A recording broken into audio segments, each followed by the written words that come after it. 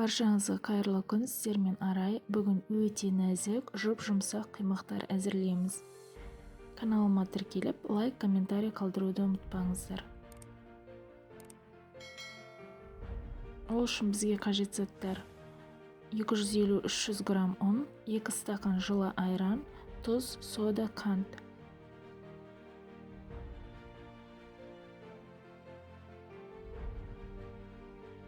Алдымен жылы айранымызды құйып аламыз.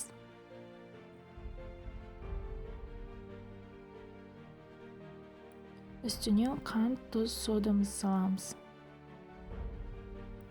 Венчикпен жақсылап араластырамыз.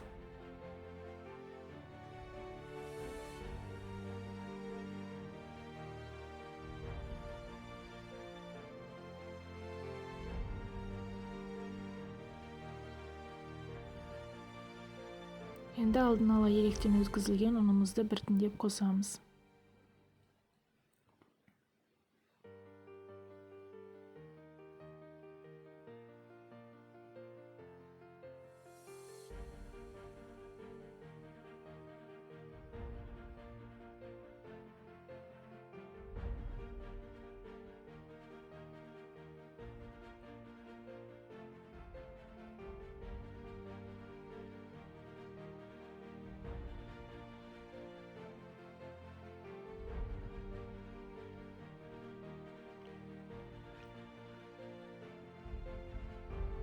Біздің қамырымыз дайын болды. Жақсылап араластырып болғаннан кейін майымыз қызғанша қойып қоямыз.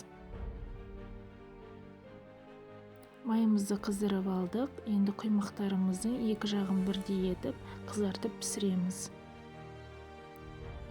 Отымыздың қызуы орташа болуы қажет.